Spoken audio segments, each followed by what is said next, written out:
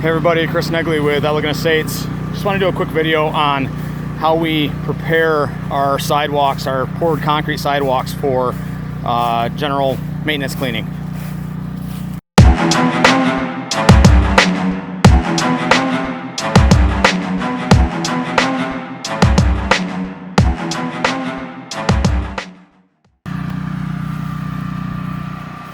Alright, so we've been cleaning this bank here last couple of weekends, and they have these long stretches of sidewalk all the way around, as well as the curbing. So what we usually do is we'll come in and pre-treat with our detergents and let that get acting. That'll start to break down the soils and the organics. And then what we'll do is a lot of these joints right here, you can see on this one in particular, there was a bunch of grass growing up in between all these expansion joints. So we'll be selective with which ones we'll actually clean out of here. You can see right here, that one had a lot of buildup, so we took a turbo nozzle and blew all those out while the detergent is breaking down the organics.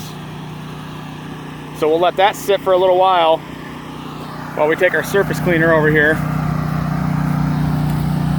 and we'll hook up that, and then what we'll do is we'll bring it up and down this sidewalk here, and we will overlap just slightly.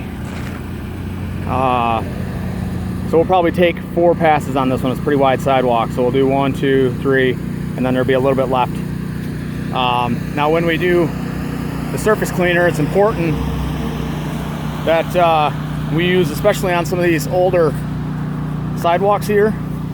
Concrete's not in bad shape, but it is, some of the curbing is starting to get brittle, and concrete in general doesn't have a huge, like a high compressive strength, especially when you're talking pedestrian use. So we'll run no more than 2,000 psi on the poured concrete, and on this one we're running about between 16 and 1800 depending on what we're doing. So I'll go ahead, we're all prepped now for surface cleaning. I'll go ahead, hook up our surface cleaner to it, and then we will get going on this, and I will come back. All right, so we've taken one pass down this side here.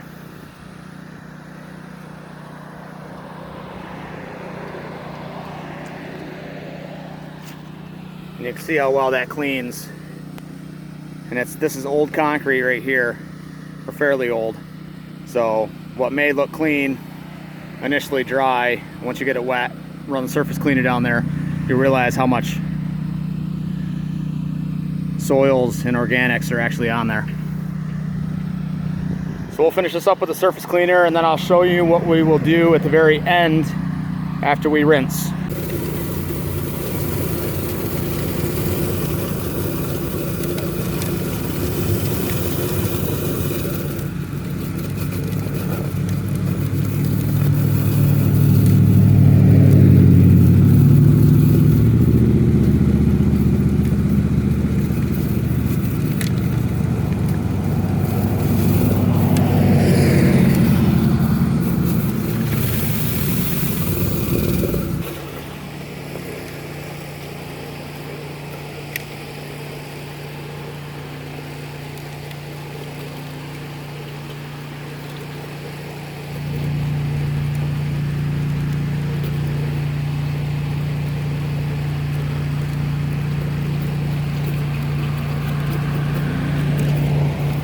All right, so we're all surface cleaned.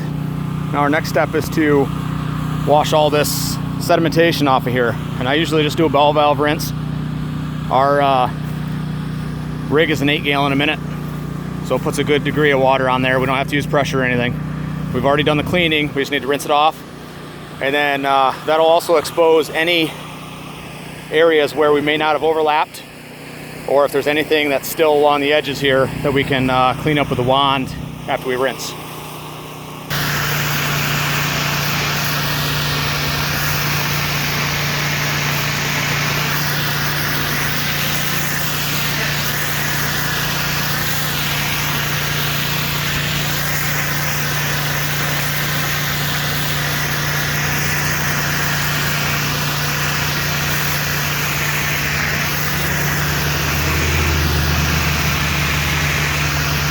All right, so we're all rinsed off here. Our last little order of business here is to put on some more detergent. And we will just, this is a post-treatment, we call it.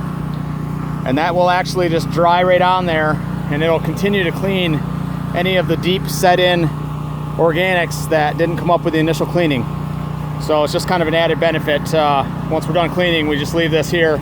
Once it dries up, it's safe for everybody to walk on. There's no downside to doing this.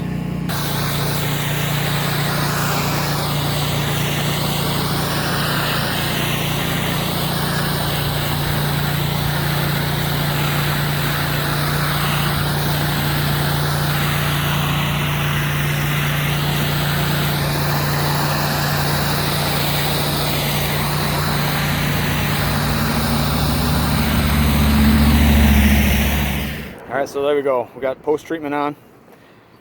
That'll sit there, do its job. It'll dry right up, probably within an hour or so, and continue to clean over the next few weeks.